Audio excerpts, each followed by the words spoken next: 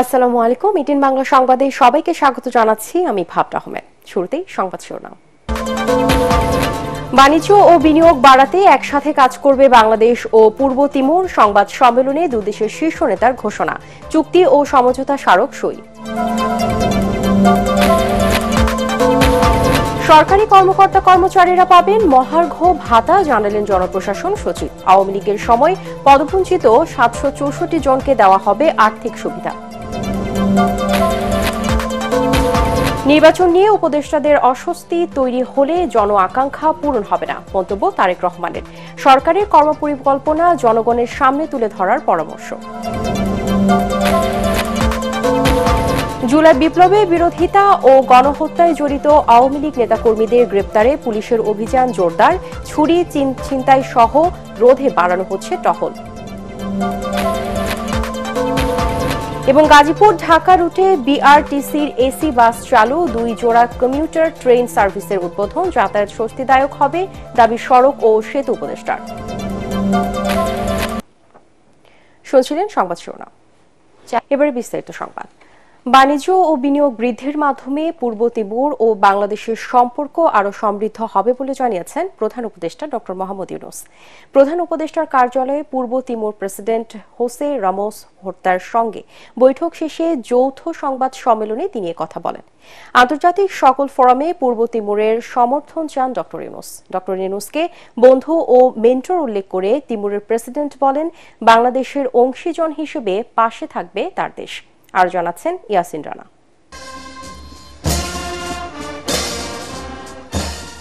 4 দিনের সফরের দ্বিতীয় দিনে ঢাকা সেনানিবাসের সেনাকুঞ্জে পূর্ব তিমুরের প্রেসিডেন্ট হোসে রামোস হোর্তাকে গার্ড অফ অনার দেয় 3 বাহিনীর একটি চৌকস দল। এরপর প্রধান উপদেষ্টা ড ইউনূসের সাথে দ্বিপাক্ষিক বৈঠক করেন পূর্ব তিমুরের প্রেসিডেন্ট। 2 দেশের সম্পর্কের উন্নয়ন, বাণিজ্য বিনিয়োগ বৃদ্ধি ও ভিসা সহজ করার বিষয়ে আলোচনা হয়। স্বাক্ষরিত হয় চুক্তি ও সমঝোতা স্মারক। যৌথ সংবাদ সম্মেলনে পূর্ব তিমুরের প্রেসিডেন্ট এবং অন্তর্বর্তী সরকারের প্রধান উপদেষ্টা ড মোহাম্মদ ইউনূস সকলের সামনে নিজেদের দীর্ঘদিনের পুরনো বন্ধু হিসেবে পরিচয় তুলে ধরেন। এ সময় প্রেসিডেন্ট হোসে রামোস হোর্তা বলেন, ড ইউনূস আমার বন্ধু ও mentor. John F Kennedy, Mahatma গান্ধীর মতো বিশ্বব্যাপী পরিচিত নেতৃত্ব পেয়েছে বাংলাদেশ। বাংলাদেশের উন্নয়নে অংশীদার হিসেবে পাশে থাকবে পূর্ব তিমুর। অবকাঠামো, শিক্ষা ও স্বাস্থ্য খাতে বাংলাদেশকে আমরা সহযোগিতা করতে পারি। বাংলাদেশের ব্যবসায়ীদের বলবো, আমাদের দেশ সফর করুন এবং কি ধরনের ব্যবসায়িক সম্পর্ক গড়ে তোলা যায় তা পর্যবেক্ষণ করুন। ড ইউনূস বলেন, president Jose Ramos Horta micro ক্রেডিটের অনেক বড় ভক্ত। বিগত শেখ হাসিনা সরকার আমাকে যেন হয়রানি করতে না পারে সেজন্য আন্তর্জাতিক পরিমণ্ডলে সমর্থন আদায়ে ভূমিকা রেখেছেন তিনি। আন্তর্জাতিক সকল ফোরামে পূর্ব তিমুরের সমর্থন চায় বাংলাদেশ। রোহিঙ্গা প্রত্যাবাসনে মিয়ানমারের সাথে আলোচনায় পূর্ব তিমুর আমাদের সহযোগিতা করবে। বাণিজ্য ও বিনিয়োগ বৃদ্ধির মাধ্যমে আমাদের সম্পর্ক আরো সমৃদ্ধ হবে। 54তম বিজয় দিবসের অনুষ্ঠানে যোগ দিতে বাংলাদেশে আসায় পূর্ব তিমুরের প্রেসিডেন্টকে এ সময় ধন্যবাদ জানান ড ইউনূস। এর আগে হোটেল সোনারগাঁয়ে পররাষ্ট্র উপদেষ্টা তৌহিদ হোসেনের সাথে বৈঠক করেন হোসে রামোস হোর্তা। এদিকে বঙ্গভবনে রাষ্ট্রপতি মোহাম্মদ শাহাবুদ্দিনের সাথে সাক্ষাৎ করবেন তিনি। এর আগে 4 দিনের সফরে শনিবার রাতে সিঙ্গাপুর এয়ারলাইন্সের একটি বিশেষ ফ্লাইটে ঢাকায় আসেন তিনি। ইয়াসিন রানা, এটিএন বাংলা, ঢাকা। সরকারি চাকরিজীবীদের মহার্ঘ ভাতা দেবে অন্তর্বর্তী সরকার। কর্মকর্তা কর্মচারীদের আলাদা স্ল্যাব বা ধাপ থাকবে। কত শতাংশ দেওয়া হবে তা ঠিক করবে এ সংক্রান্ত কমিটি। এসব তথ্য জানান জনপ্রশাসন সচিব মোখলেসুর রহমান। এছাড়াও পদবঞ্চিত ৭৬৪ জন সরকারি কর্মকর্তাকে উপরের গ্রেডের পদমর্যাদায় আর্থিক সুবিধা দেওয়া হবে। রিপোর্ট মাহবুব কবির চপলের। সরকারি চাকরিকে বলা হয় সোনার হরিণ। দ্রব্যমূল্যের ঊর্ধ্বগতির বাঘ খেয়ে ফেলছে এই হরিণকে। তাই দীর্ঘদিন থেকে বেতন বাড়ানোর দাবি জানিয়ে আসছেন প্রায় 15 লাখ সরকারি আধা সরকারি চাকরিজীবী। সবশেষ 2015 সালে বেতন বাড়ানো হয়। 5 বছর পর পর নতুন পে স্কেল দেবার কথা থাকলেও তা কার্যকর করেনি বিগত সরকার।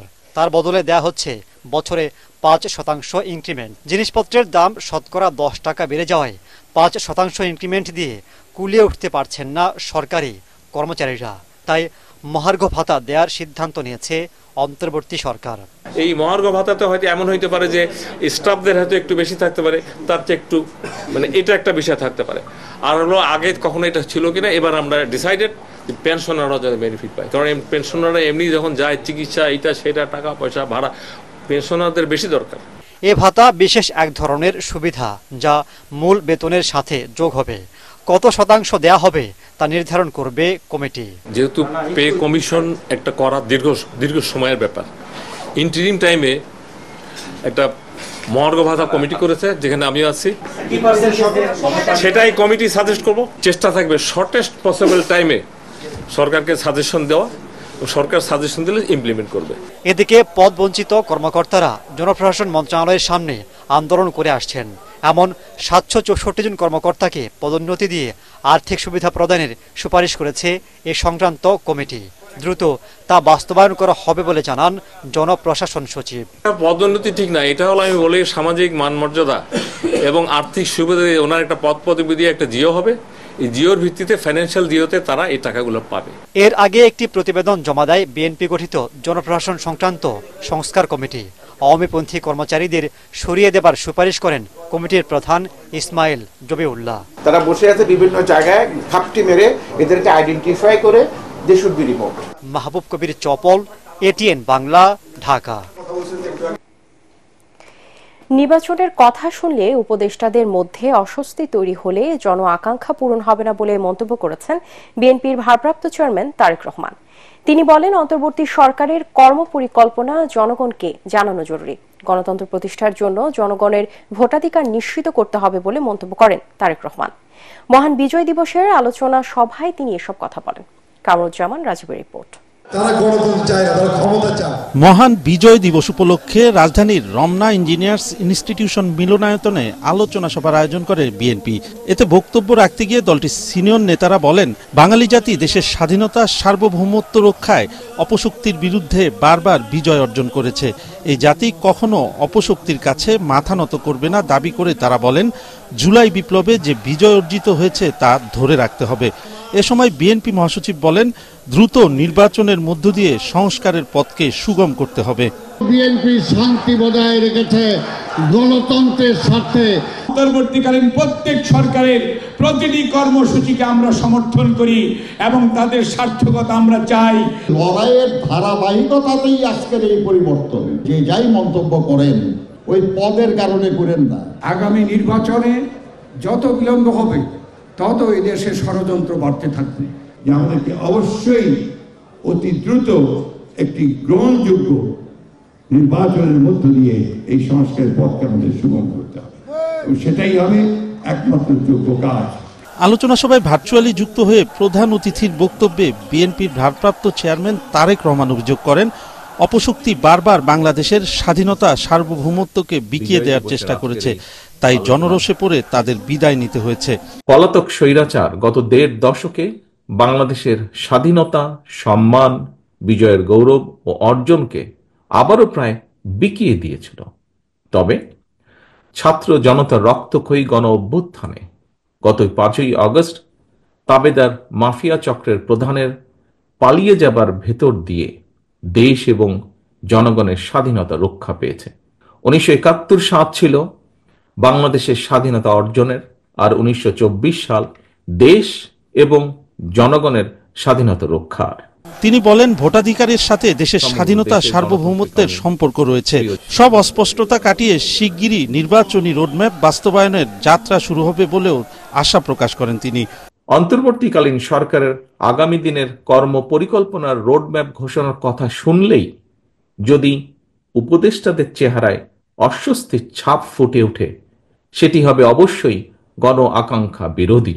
সরকার জনগণের সামনে তাদের আগামী দিনের কর্ম পরিকল্পনার রোডম্যাপ ঘোষণা করলে এটি একদিকে জনগণের কাছে সরকারের স্বচ্ছতা এবং জবাবদিহিতাকেই নিশ্চিত করবে, অপরদিকে প্রশাসনিক কার্যক্রমেও গতিশীলতা বাড়বে। এ সময় নেতাকর্মীদের জনসমর্থন আদায়ে জনগণের সাথে থাকার আহ্বান জানান তারেক রহমান। কামরুজ্জামান রাজীব, এটিএন বাংলা, ঢাকা। জুলাই বিপ্লবের বিরোধিতা ও গণহত্যায় জড়িত আওয়ামী লীগ নেতাকর্মীদের গ্রেপ্তারে সারা দেশে অভিযান জোরদার করেছে আইন শৃঙ্খলা বাহিনী। নিষিদ্ধ ছাত্রলীগ সহ কেউ বিশৃঙ্খলার চেষ্টা করলে কঠোর হাতে দমনের হুঁশিয়ারি দিয়েছেন স্থানীয় সরকার উপদেষ্টা আসিফ মাহমুদ। আর স্বরাষ্ট্র উপদেষ্টা জানিয়েছেন, চুরি ছিনতাই রোধে পুলিশের টহল বাড়ানো হচ্ছে। বিজয় দিবস, বড়দিন কিংবা 31st নাইট কেন্দ্র করে নাশকতার কোনো আশঙ্কাও নেই। সচিবালয়ে আইন শৃঙ্খলা সংক্রান্ত বৈঠক শেষে দুই উপদেষ্টা এসব কথা বলেন। মাহবুব কবির চপলের আরেকটি রিপোর্ট।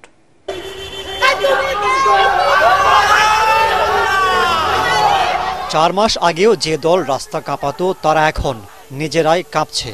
বিভিন্ন স্থানে করছে ঝটিকা মিছিল।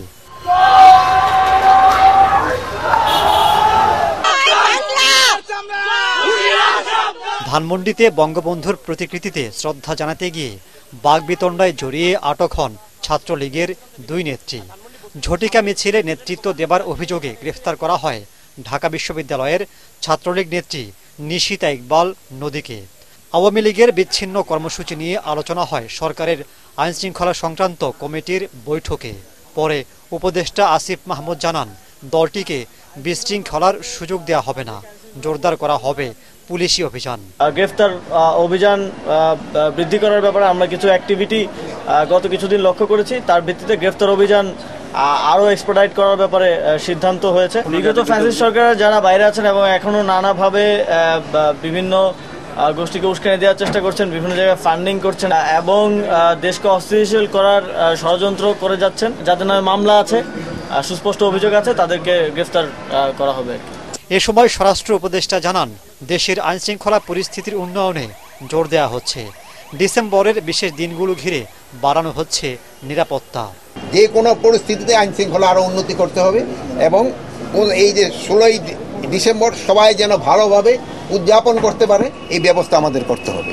এদের জন্য আইন শৃঙ্খলা পরিস্থিতি এবং আইন শৃঙ্খলা রক্ষায় যারা দায়িত্ব, তারা এই দায়িত্বটা ভালোভাবে যেন পালন করে।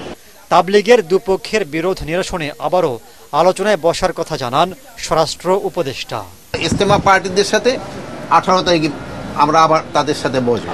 মাহবুব কবির চপল, এটিএন বাংলা, ঢাকা।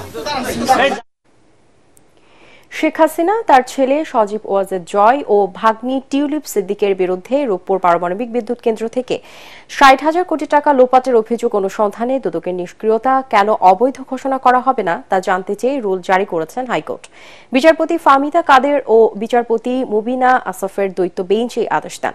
গত 3 সেপ্টেম্বর এই অভিযোগ অনুসন্ধানের নির্দেশনা চেয়ে হাইকোর্টে রিট করেন জাতীয়তাবাদী গণতান্ত্রিক আন্দোলন NDM এর চেয়ারম্যান ববি হাজ্জাজ। রিটের রূপপুর পারমাণবিক বিদ্যুৎ কেন্দ্রে শেখ হাসিনা ও তার পরিবারের সদস্যদের দুর্নীতি অনুসন্ধানে দুদকের নিষ্ক্রিয়তার বৈধতা চ্যালেঞ্জ করা হয়। দুদক চেয়ারম্যান সহ সংশ্লিষ্টদের রিটের বিবাদী করা হয়।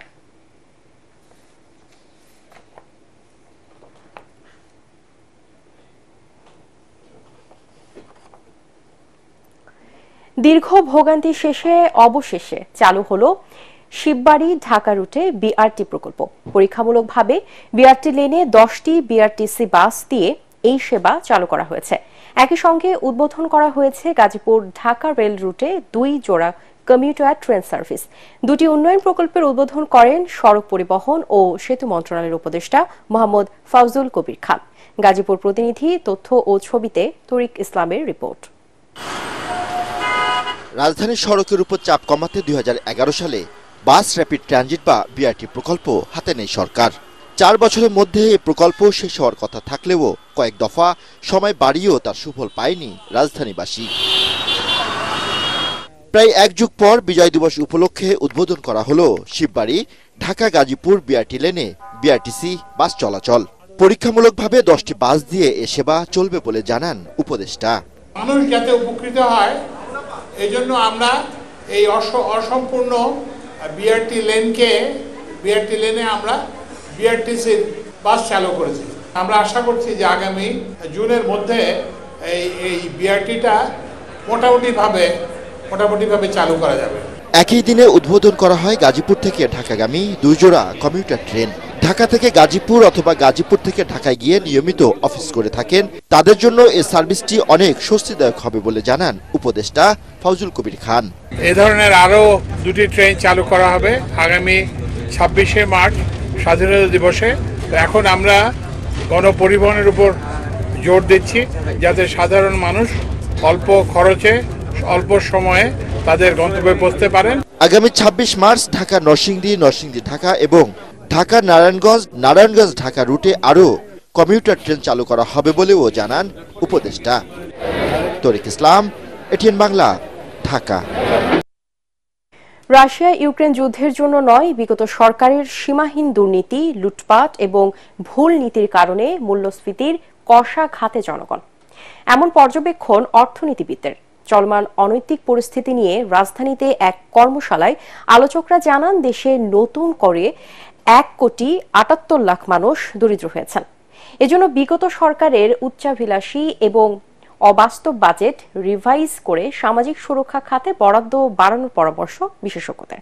ইমদাদুল্লাহ বাবুর রিপোর্ট।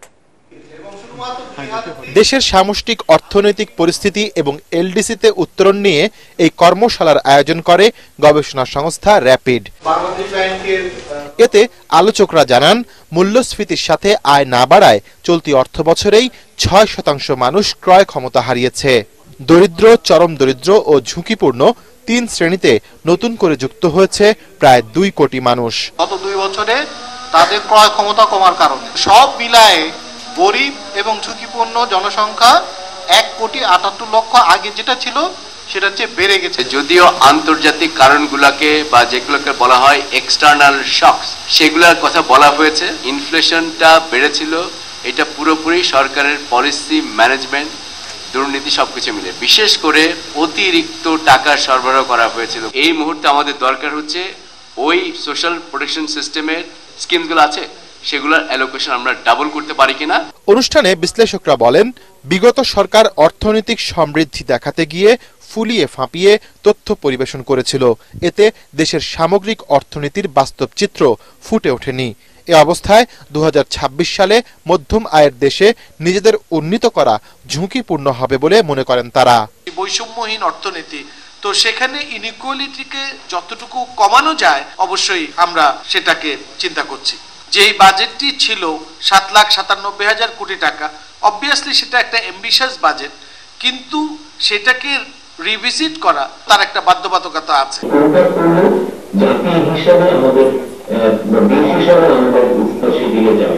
দেশের অভ্যন্তরীণ সম্পদ বাড়াতে করের আওতা সম্প্রসারণ এবং এনবিআরকে সম্পূর্ণ স্বয়ংক্রিয় পদ্ধতির অধীনে আনার পরামর্শ অর্থনীতিবিদদের। ইমদাদুল্লাহ বাবু, এটিএন বাংলা, ঢাকা। বিডিআর হত্যাকাণ্ড নিয়ে 2টি মামলা বিচারাধীন থাকায় আপাতত কমিশন গঠনের সিদ্ধান্ত থেকে সরে এসেছে সরকার। রাষ্ট্রপক্ষের মাধ্যমে বিচারপতি ফারাহ মাহবুব ও বিচারপতি দেবাশিস রায়চৌধুরী দ্বৈত বেঞ্চকে এ তথ্য জানিয়ে স্বরাষ্ট্র মন্ত্রণালয়। এর আগে বিডিআর হত্যার পুরো ঘটনার তদন্তে কমিশন গঠনের কথা বললেও আজ এ তথ্য জানিয়েছে স্বরাষ্ট্র মন্ত্রণালয়। গত 2 নভেম্বর বিডিআর বিদ্রোহের ঘটনা পুনঃতদন্ত করতে কেন কমিশন গঠন করা হবে না তা জানতে চেয়ে রুল জারি করেন হাইকোর্ট। পাশাপাশি এই ঘটনার পূর্ণ তদন্ত চেয়ে স্বরাষ্ট্র মন্ত্রণালয় করা আবেদন নিষ্পত্তিরও নির্দেশ দেন উচ্চ আদালত। গত যেই ধার্য তারিখ ছিল, ধার্য তারিখে ওনারা জানালেন যে কমিটি প্রাথমিকভাবে গঠন করা হয়েছে। তারপরে বললেন যে কমিটি গঠন করার জন্য আইন মন্ত্রণালয়ের ভেটিং এর জন্য গিয়েছে। আজকে বিডিআর হত্যাকাণ্ডের 2টি ক্রিমিনাল মামলা চলমান, সেই কারণে তারা এই মুহূর্তে কোনো তদন্ত কমিটি গঠন করতে পারবেন না মর্মে একটি চিঠি ইস্যু করেছে, যেটা সরাসরি স্বরাষ্ট্র উপদেষ্টার যে কথা সেই কথার সাথে সাংঘর্ষিক। এবার মহান মুক্তিযুদ্ধ নিয়ে আমাদের বিশেষ আয়োজন, মুক্তিযুদ্ধের বিজয় গাথা।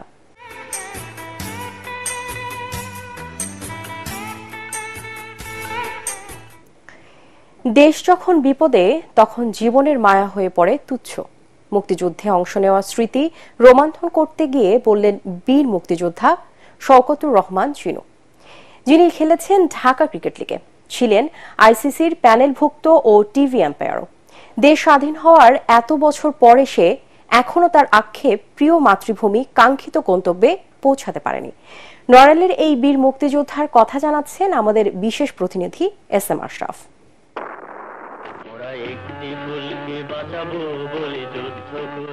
1971-এর মুক্তিযুদ্ধ, শহীদ হলেন কত বীর, কারো কথা জেনেছি, কারোটা থেকে গেছে অজানাই, হারিয়ে গেছে নাম না জানা কত প্রাণ।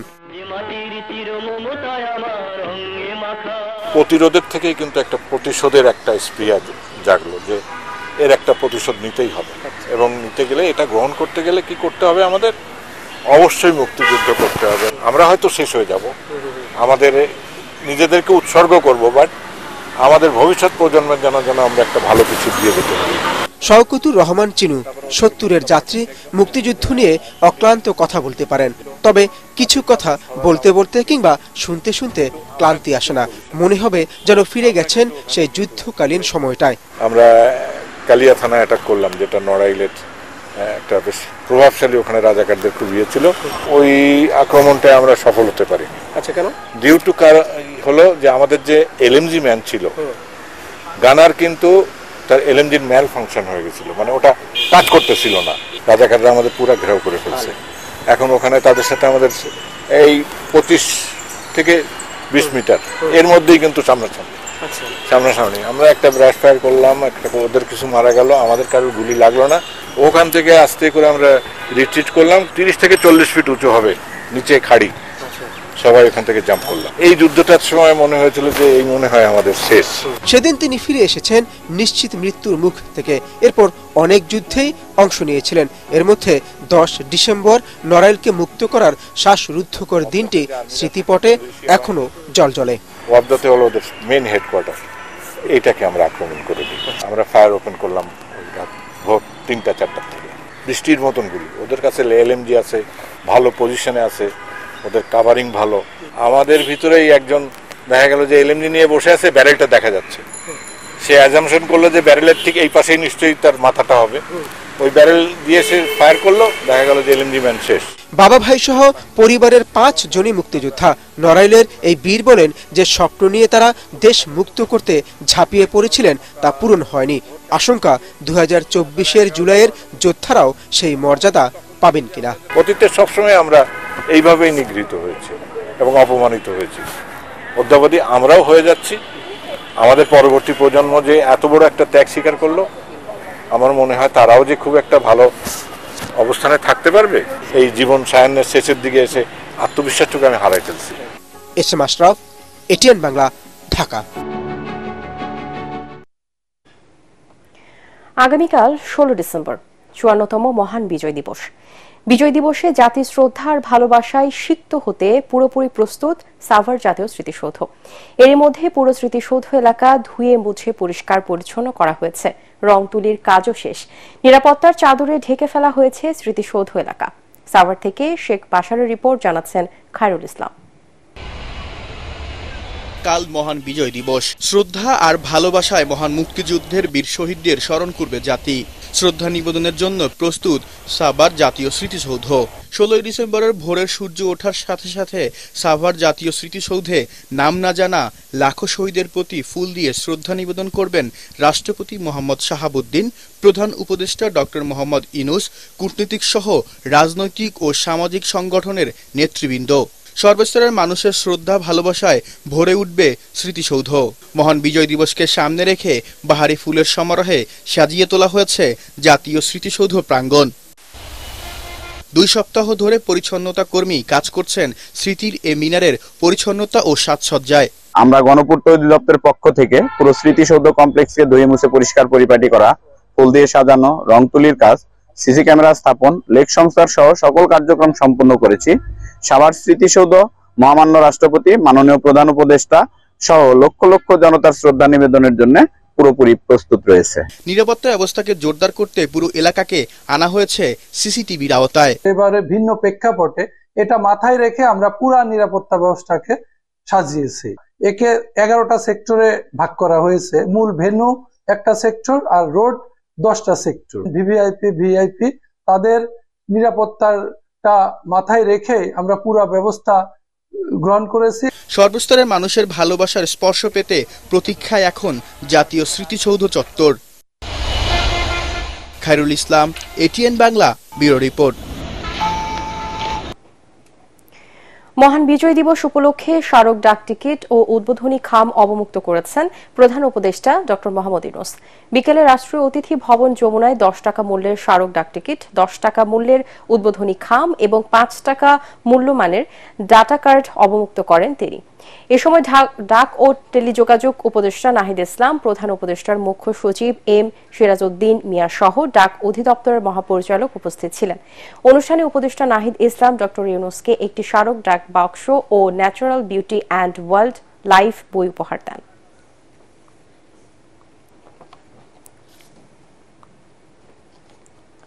আগামী নির্বাচনে প্রবাসী নাগরিকদের ভোটাধিকার নিশ্চিত করা গেলে তা এই সরকারের অনেক বড় অর্জন হবে বলে মনে করছেন বিশ্লেষকরা। জাতীয় প্রেসক্লাবে global Bangladeshis alliance for human rights আয়োজিত অনুষ্ঠানে বক্তারা বলেন, সারা বিশ্বে 41টি দেশে ভোট দিত প্রবাসীরা। 42তম দেশ হিসেবে বাংলাদেশ এর গৌরব অর্জন করলে সব দিক থেকেই সুবিধা পাবেন রেমিট্যান্স যোদ্ধারা। এরই মধ্যে অন্তর্বর্তী সরকারের কাছে প্রবাসীদের ভোটাধিকার প্রয়োগের জন্য ন্যাশনাল আইডি কার্ড দেওয়ার দাবি জানানো হয়েছে বলে জানান বৈষম্য বিরোধী ছাত্র আন্দোলনের অন্যতম সমন্বয়ক মাহিন সরকার। এ সময় বিদেশে দূতাবাসগুলোতে এনআইডি ডিভিশন করার দাবি জানান সাংবাদিক শফিক রহমান। অনুষ্ঠান শেষে প্রবাসী ফ্যাসিবাদ বিরোধী সংগ্রামের চিত্র প্রদর্শনী করা হয়। যারা বাংলাদেশের জন্মগ্রহণকারী নাগরিকরা আছেন, সেই সমস্ত প্রবাসীদের কাছে যেন বাংলাদেশ সরকারের পক্ষ থেকে ভোটাধিকার প্রয়োগের জন্য ন্যাশনাল আইডি কার্ড দেওয়া হয়। আমাদের দেশে প্রত্যেকটা এমবাসি এখন ডক্টর ইউনূসকে বিবেচনা করতে হবে, এমবাসি নতুন করে কাঠামো তৈরি করা যায় এবং নতুন ডিভিশন করা যায়, যার মধ্যে একটা প্রধান ডিভিশন হবে এনআইডি ডিভিশন। কক্সবাজার সমুদ্র সৈকতে দর্শনার্থীদের উপচে পড়া ভিড় পরিবেশের ভারসাম্য রক্ষায় মারাত্মক হুমকি বলে মনে করেন জাতিসংঘের দুর্যোগ ঝুঁকিহ্রাস ফেলো ও গণমাধ্যম ব্যক্তিত্ব মোহাম্মদ মানসুরুল হক। বিশেষ ব্যবস্থাপনা ছাড়া উৎসবকালীন এই ধারা অব্যাহত থাকলে অদূর ভবিষ্যতে সৈকতের স্বাভাবিক পরিবেশ বিনষ্ট হওয়ার আশঙ্কার কথা জানান তিনি। মনির হোসেন তপু রিপোর্ট। টানা 4 দিনের ছুটিতে মানুষে মানুষে লোকারণ্য বিশ্বের দীর্ঘতম সমুদ্র সৈকত কক্সবাজার। যে যেভাবে খুশি ময়লা আবর্জনা ফেলে ক্ষতি করছে পরিবেশের। দর্শনার্থীদের ভিড় সামাল দিতে হিমশিম দশা প্রশাসনের। প্রচুর পরিমাণে বাণিজ্যিকীকরণ করা হয়েছে, জমি বরাদ্দ দেওয়া হয়েছে, বনায়ন কমানো হয়েছে, গাছপালা কেটে ওই জমিতে স্থাপনা করার নির্দেশ দেওয়া হয়েছে বা অনুমোদন দেওয়া হয়েছে, যেটা অবশ্যই পরিবেশের জন্য একটা হুমকি এবং প্রাকৃতিক দুর্যোগের একটা কারণ। এবং এটা যদি বর্তমান সরকার পদক্ষেপ না নেয় তাহলে আমরা অদূর ভবিষ্যতে আমি মনে করি কক্সবাজারের সৌন্দর্য তো নষ্ট হবেই, আমরা জাতিগতভাবে বাংলাদেশিদের জন্য এটা একটা স্থায়ী দুর্যোগের কারণের শিকার হতে পারি। তিনি আরো বলেন, সমুদ্র সৈকতের পরিবেশ যে হারে নষ্ট করা হচ্ছে, সামনে হয়তো সেন্ট মার্টিনের মতো বিভিন্ন নিষেধাজ্ঞা দিতে হতে পারে। সেন্ট মার্টিনে কিন্তু পরিবেশ রক্ষার জন্য কিছু রেস্ট্রিকশন দেওয়া হয়েছে এবং আমরা যদি কক্সবাজারেও যদি আমরা নিজেরা এখন থেকে উদ্যোগী না হই, সরকারকে যদি এটা আরো বেশি পরিমাণ ভালো ব্যবস্থাপনা করতে না পারে, তাহলে কিন্তু অদূর ভবিষ্যতে আমরা কক্সবাজারকেও এই ধরনের রেস্ট্রিকশনে আমরা হয়তোবা যেতে বাধ্য হব। উন্নয়নের নামে বিগত সরকার অপরিকল্পিতভাবে সমুদ্র সৈকত ঘেঁষে নগরায়ণ করায় বিপর্যস্ত সৈকতের আশপাশের পরিবেশ বলেও মনে করেন এই দুর্যোগ বিশেষজ্ঞ। মনির হোসেন তপু, এটিএন বাংলা, ঢাকা। এবারে আল আরাফা ইসলামী ব্যাংক অর্থ সংবাদ।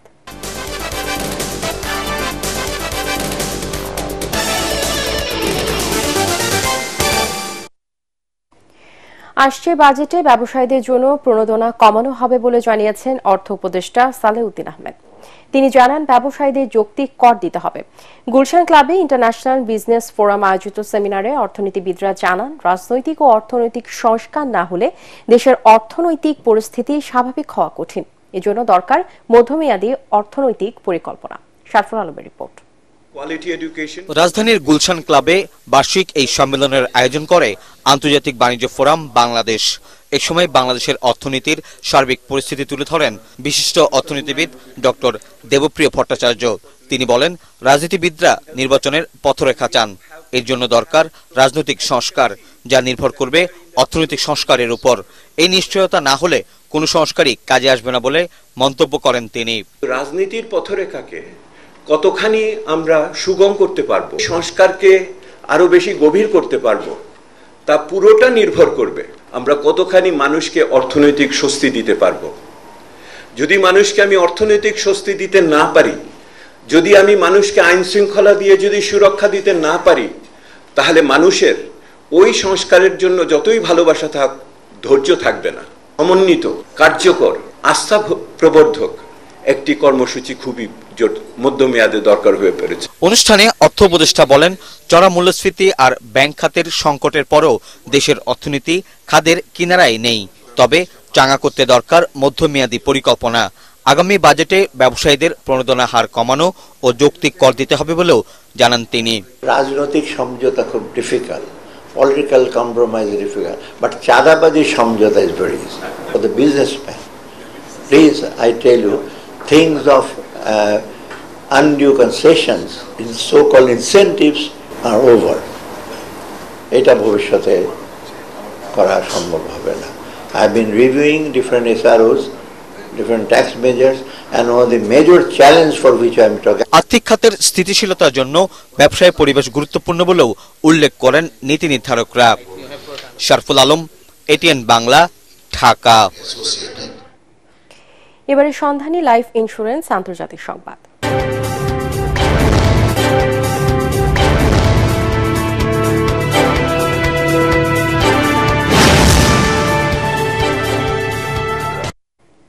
মার্কিন গণমাধ্যম এবিসি নিউজের করা মানহানির মামলা নিষ্পত্তির জন্য 15 মিলিয়ন বা $1.5 কোটি পাচ্ছেন সদ্য নির্বাচিত প্রেসিডেন্ট ডোনাল্ড ট্রাম্প।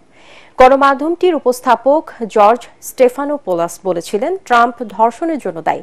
তবে যে মামলায় উপস্থাপক কথা বলেছিলেন, পরে বিচারক রায় দেন ট্রাম্প ধর্ষণ নয়, যৌন হয়রানির জন্য দায়ী। নিউ ইয়র্ক আইনে যৌন নির্যাতনের আলাদা সংজ্ঞা রয়েছে। আইন অনুযায়ী সব যৌন নির্যাতন ধর্ষণ নয়। মামলা মীমাংসায় শর্তানুসারে ট্রাম্পকে $1.5 কোটি দেবে।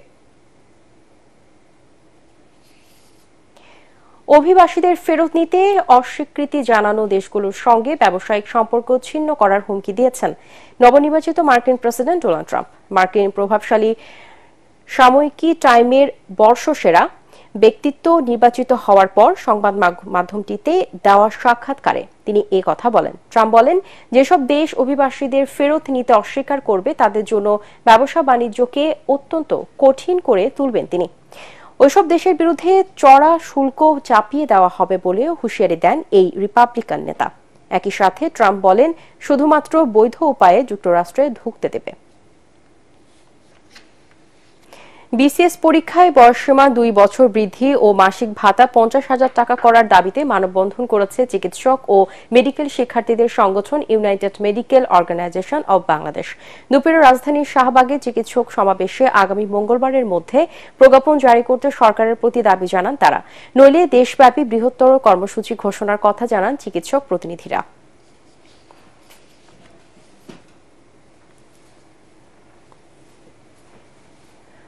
মহান বিজয় দিবস উপলক্ষে আনন্দ মেলা ও সাংস্কৃতিক সন্ধ্যায় শীর্ষক 2 দিনব্যাপী বিজয় অনুষ্ঠান শুরু হয়েছে। রাজধানীর ধানমন্ডির 4 নম্বর গেইটে দুপুর 3টায় শুরু হওয়া মেলা এই চলবে আগামী রাত 11টা পর্যন্ত। উদ্বোধনী অনুষ্ঠানে ধানমন্ডি আবাসিক এলাকার স্থায়ী বাসিন্দা সহ গণ্যমান্য ব্যক্তিরা উপস্থিত ছিলেন। 2 দিনব্যাপী অনুষ্ঠিত মেলায় থাকবে গ্রামীণ খেলা, বায়োস্কোপ, সাপের খেলা, লাটিম খেলা, বানর খেলা সহ আরো নানা আয়োজন।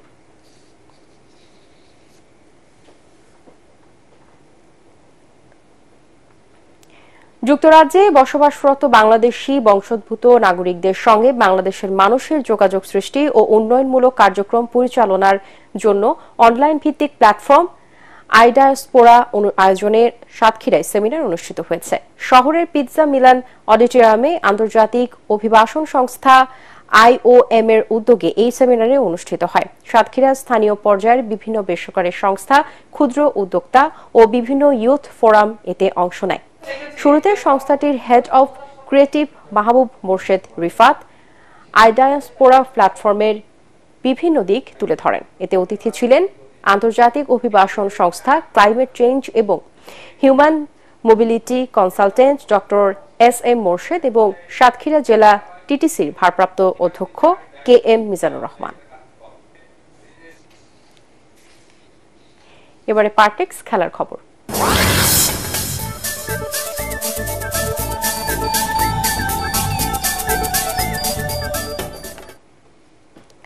ওয়েস্ট ইন্ডিজের বিপক্ষে টি-20 সিরিজ কঠিন হবে বলে জানালেন অধিনায়ক লিটন দাস। 3 ম্যাচে সিরিজের প্রথমটিতে সেন্ট ভিনসেন্টে কাল ভোর 6টায় মাঠে নামবে টাইগাররা। ওয়ানডেতে হোয়াইট ওয়াশ হওয়ায় সফরকারী দলের মনোবল এখন তলানিতে। SM আশরাফের আরেকটি রিপোর্ট। টি-20 সিরিজের আগে ভেন্যুতে পূর্ণাঙ্গ অনুশীলনের সুযোগ ছিল কেবল একদিনই। সিরিজ শুরুর আগে তা ভেসে গেছে বৃষ্টিতে, তাই শেষ মুহূর্তের প্রস্তুতিটাও নিতে পারেনি বাংলাদেশ। এই সংস্করণে ধারাবাহিক নয় জাকের আলী, আফিফ হোসেনরা। এবছর 21 ম্যাচে জয় মাত্র 9টিতে। লিটন দাস সে কথা স্মরণ করেই বললেন, কঠিন পরীক্ষাই অপেক্ষা করছে।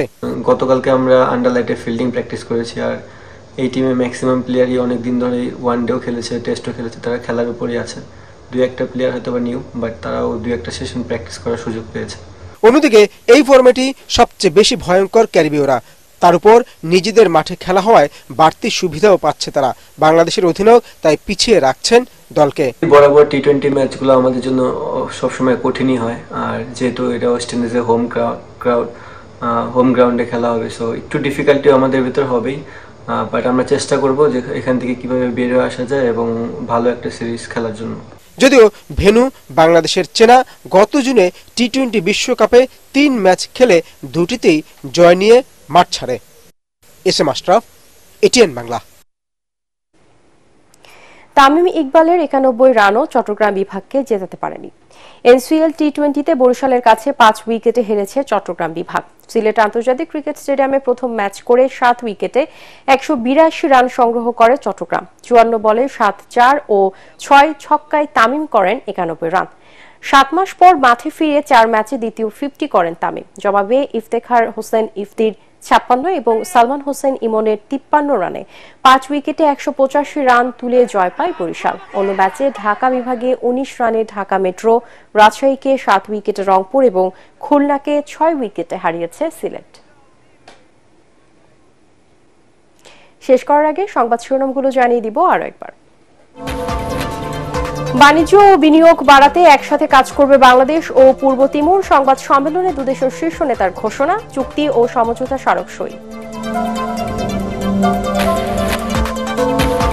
সরকারি কর্মকর্তা কর্মচারীরা পাবেন মহার্ঘ ভাতা, জানালেন জনপ্রশাসন সচিব। আওয়ামী লীগের সময় পদবঞ্চিত 764 জনকে দেওয়া হবে আর্থিক সুবিধা।